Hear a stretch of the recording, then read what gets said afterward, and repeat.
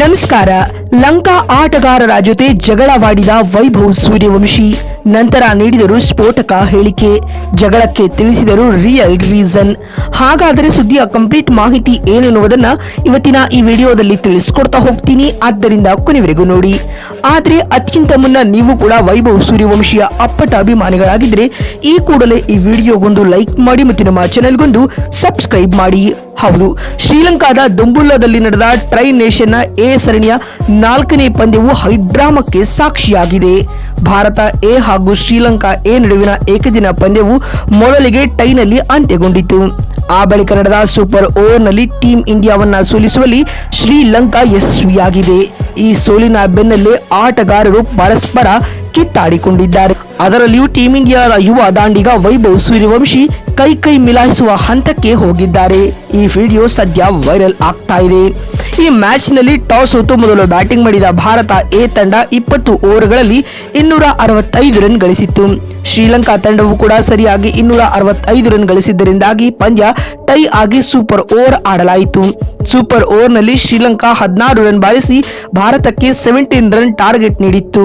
ಈ ಗುರಿ ಬೆನ್ನಟ್ಟಿದಂತ team India ಕೇವಲ 9 ರನ್ ಗಳಿಸಲಷ್ಟೇ ಶಕ್ತವಾಯಿತು.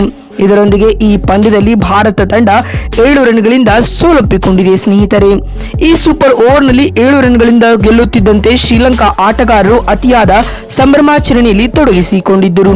ಈ ವೇಳೆ ಶ್ರೀಲಂಕಾದ ಆಟಗಾರ ವಿನೇಶ್ ಹಾಲಭಂಗ ನಿರಾಶೆಯಿಂದ ಪೆವಿಲಿಯನ್ಗೆ ಮರಳುತ್ತಿದ್ದ ವೈಭವ್ ಸೂರ್ಯವಂಶಿ ಅವರನ್ನ ನೋಡಿ ಅದೇನೋ ಹೇಳಿದ್ದಾರೆ.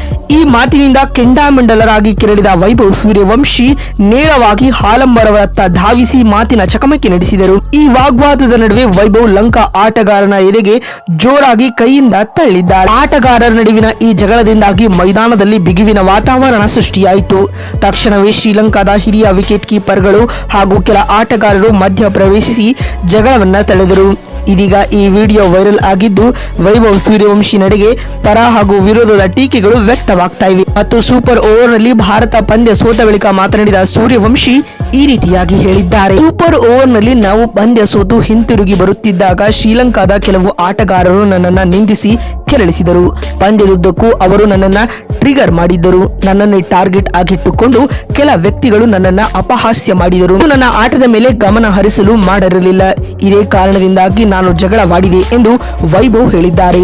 ಮಾತು ಮುಂದುವರಿಸಿದ ಅವರು, ಒಬ್ಬ ವ್ಯಕ್ತಿಯು ಸಹಿಸಿಕೊಳ್ಳುವಷ್ಟು ಸಹಿಸಿಕೊಳ್ಳುತ್ತಾರೆ. ಎಲ್ಲದಕ್ಕೂ ಒಂದು ಲಿಮಿಟ್ ಇರುತ್ತೆ.